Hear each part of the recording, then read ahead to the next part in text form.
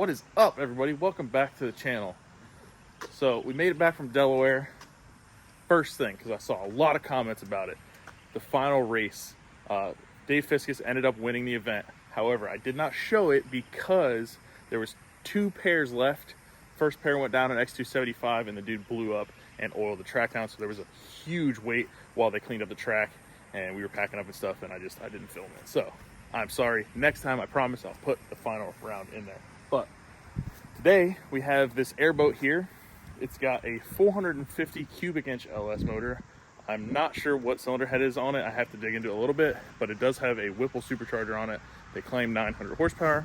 So the first thing I noticed is it's got too hot of a spark plug in it. So I'm gonna go over the motor and just check everything out, get as many specs as I can before I start on this. It does have an RHS block, but I'm gonna go ahead, throw some spark plugs in it, and figure out everything before I really get started on it. It is on pump gas, so I talked to the prop builder. Our max RPM is 5,400, and cruising speed is going to be 25 to 3,500. So we're going to get to change some spark plugs, go over everything, check all the spark plugs, make sure everything looks okay, and then we will start making some power pulls on this thing and kind of get it dialed in a little bit. All right, guys, we got some fresh merchandise. Brand new shirt, doctor's orders, 2 turbos, 25 pounds of boost, methanol injection, 200 shot of nitrous.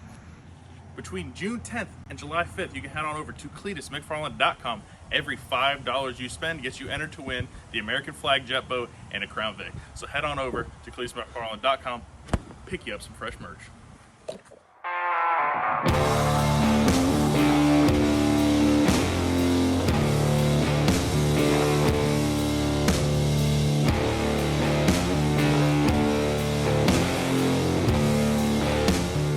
All right, guys, not gonna get much data off these plugs. Looks like it was running pretty rich, so we'll get the new plugs in it, gap them up, and get the file up, see what we can do.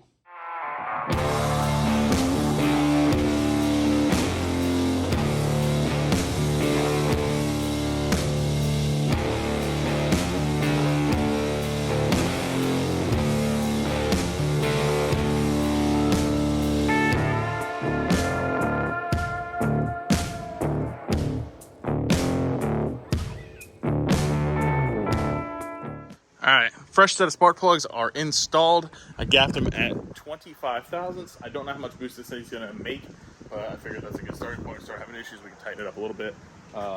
Does have a Holley HP ECU on it, and it's got a full Holley fuel system. So I'm going to go over some of the stuff on the motor and try to figure out what cylinder head is on it. I know it's an RHS block. I'm not really sure on supercharger size, but at least if I can figure out what head is on it, it'll give me a little bit of an idea of chamber design so I can put a good timing map in it. But we have our Holley fuel pressure regulator down there, fuel pump and filters down there. So I'll go ahead, make sure our base fuel pressure is set right. I got to go over it, figure out what map sensor's in it. It looks like we have 2 engine coolant temp sensors. I believe one for the ECU, one for the gauges. I need to make sure it has a manifold air temp sensor in it. So a couple things I got to go over. The boat was dropped off and they don't have a whole lot of knowledge on basically what it is, which can be dangerous. So we'll try to get it set up safely and as simple as possible for them. All right, guys, looks like we got a set of GM LSX heads. I'm going to check the part number and see if they're LS3 or LS7 and go from there. All right, guys, so I ran the part number and it is a GM CNC'd LSX LS7 cylinder head. So it has 6 bolts per head. It is an aluminum RHS block, and like I said before, it's about 450-ish cubic inches. So I'm gonna pull up the tune file off of the ECU, see what they got going on in there, and make sure all my sensor data is correct, and then we will get this thing fired up and start trying to get some nice quality idles out of it. All right, looks like this is on a super old ECU. It's on Holley V4 build 74, so she a little old. I'm gonna go ahead and download the file and then save it, and then we'll probably just go ahead and update it to V6 version. So guys, I was just saving this file. Looks like possibly Kevin tuned this a long time ago, but we shall see. All right, guys, I have gone over everything. Everything's set up in the file. I went ahead and pulled some timing out of it. Looked a little bit spicy. So when checked all the sensors, map sensor, coolant temp, intake air temp, all that stuff, made sure all the sensors and all the data was correct in here. So we're gonna go ahead and load the file, It is updated to V6, and see if we can get this thing fired up. All right, gonna do us a TPS auto set.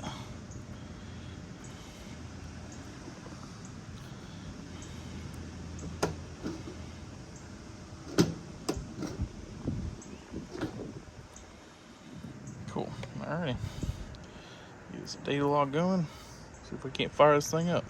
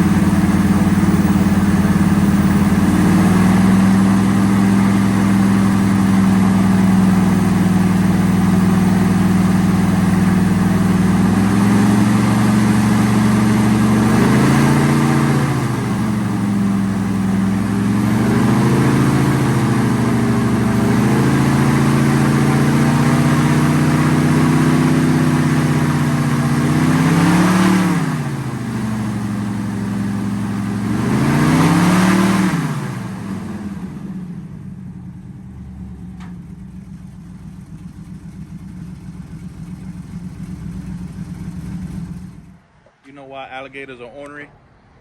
They got all damn teeth, no toothbrush.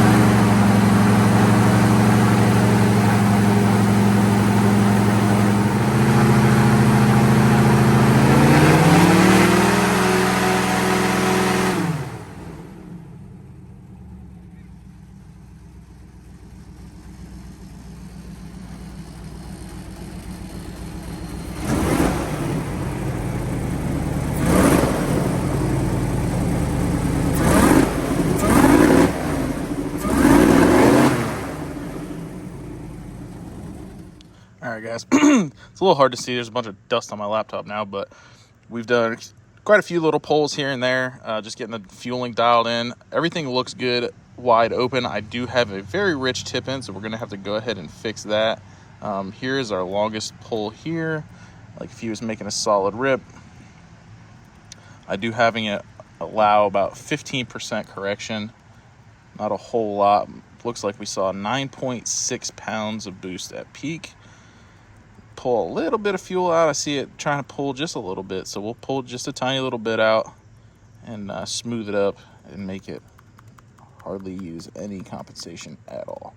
But it feels strong. Once we get the fuel fully dialed in, I'll probably pull a couple degrees out just to see how it affects the RPM versus going the other way, and then maybe we'll put a degree or two in it and see if it picks up. Typically with the airboats, when you start hitting them with more power, the actual engine speed picks up. So that's what we're going to do.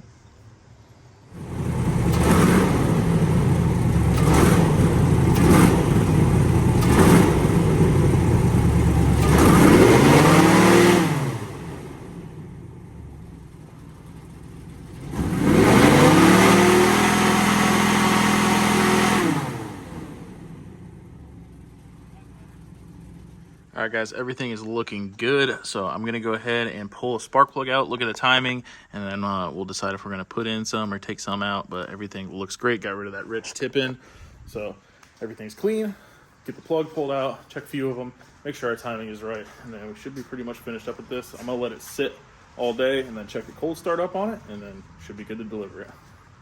All right, guys, looks like we got a little bit of work to do. I can't really get a good timing mark out of it. If that's truly a timing mark, it's fairly safe, but somebody just gooped up never sees on these heads, so it's just all over these new plugs. So I'm going to clean them off, make a couple more wide open runs, and then clip it off right at wide open, see if we can't clean these things off a little bit.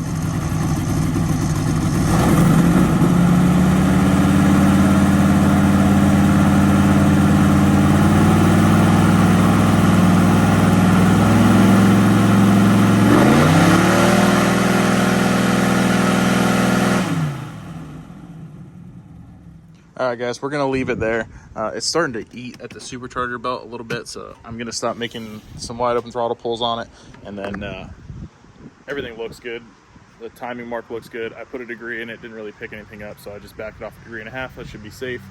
And then we'll check the cold start on it. I'm going to leave it sit for a few hours, check the cold start, make sure that's good, and then we'll deliver it, and hopefully he'll be happy to be out there on the lakes and the rivers ripping around. All right, guys, we got to have a talk. So all day, I have been chasing issues with cars that are not ready. So do your tuner a favor, whoever's tuning your car, whether it be me or somebody else, make sure you have everything ready to go. The airboat, didn't know anything about it. The combo, like, there's certain things that you need to know about your combo. I get it, you bought a car, you don't know everything about it, this, that, and the other, I get it. But if you're building a car, as a tuner, we need to know what injectors you have, what map sensor you have. You need to know all the little things so that we can make your car run right. So we can guess at it and get it close, but it's not going to be 100% right. Fuel injector data is incredibly important to making the car run right, as well as the map sensor. So if you have the wrong map sensor in it, you don't know what it is, whatever, Amazon parts, stuff like that. If you want a car to run good, stop buying that stuff. Just as a tuner, your tuner, whoever it is, will thank you for doing that. So guys, you need to know what you have when you bring it to your tuner. Very important. I spend way too many hours trying to figure out what is done to a car or whatever it is. Like this car, they don't really know much about it. He didn't build the car. He knows very little about cars. And the person that built the car didn't give him any information really other than vague stuff and a bunch of cheap parts. So I've had to go through everything on this car and try to figure out what everything is, as well as the airboat. So guys, you're building something. Please, me and all the other tuners out there, thank you for having the correct data and everything that you know is on that motor. So we have now gotten this thing to run good. I now know what is everything. I have figured everything out. So now we have it strapped down on the dyno after an hour and a half or 2 hours of me trying to figure out what everything that makes this car work is. So he's going to be happy with what he gets. We've spoken. He tried to help me as much as he can. Not his fault, but I just figured I'd give a public service announcement for all the guys, and don't call your tuner, tell them the car's ready when you're nowhere near ready. I know a few people that are guilty of having me sit around all day. So we're gonna get this thing, it's already strapped up. I gotta do a couple things with getting the dyno set up, and then we'll start making some power pulls. All right, one last thing, spark plugs. If you don't know what to put in it, whoever you're gonna have tune your car, talk to them. They have done many combos. They know what plug for power level, whatever you're doing, spraying nitrous, NA, whatever it is, ask your tuner before you bring it to them, what spark plug do they want in the car?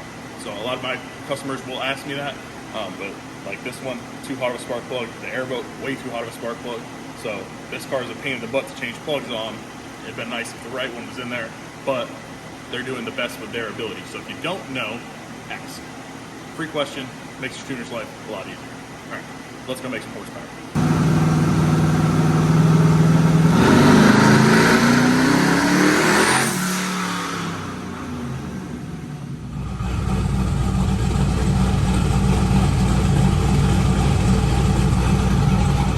Alright guys, so I'm dynoing second gear, converter unlocked. I don't know what converter's in here. I don't want to try and lock it under power and smoke the converter because I don't know if it's triple disc, single disc, and yeah.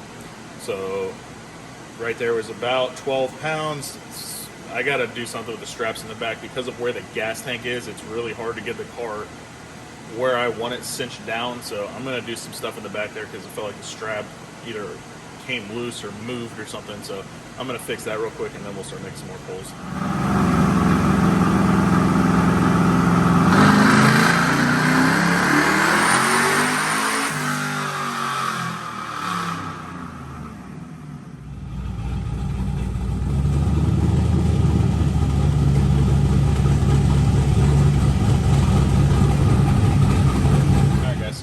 9 pounds of boost. Fuel's pretty much dialed in.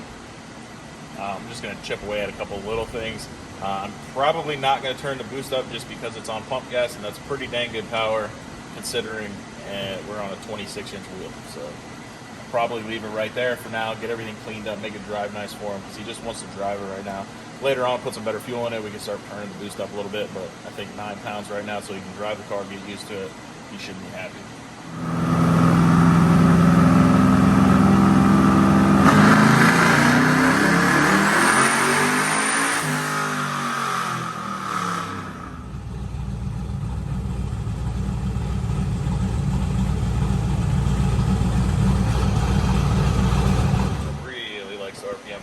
I knew more about the motor setup so I can kind of get an idea of what we got other than it's a 6 liter, but I mean I lifted at 6,400, it was still freight training, so it definitely wants to RPM. You can hear it wants to go.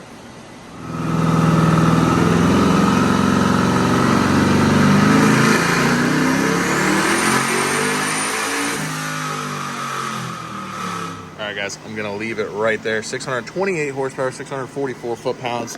So from the 2 pulls of 644 to the 628, I pulled 1 degree of timing just to make it extra safe for him so they can go flog this car, beat it up, and then when they get some better fuel, we'll bring it back and turn it up a little bit. But that is some really, really good power. It does have 2 S300 frames turbos. I'm not sure what exactly they are, but I'm going to go drive this thing on the street, make sure it drives nice, make sure it shifts nice, make sure it makes its wide open throttle shifts, and then we will deliver it to the customer and he can come pick it up.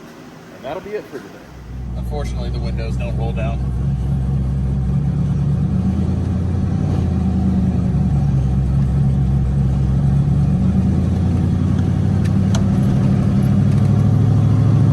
Cruising down the street in my 6.5.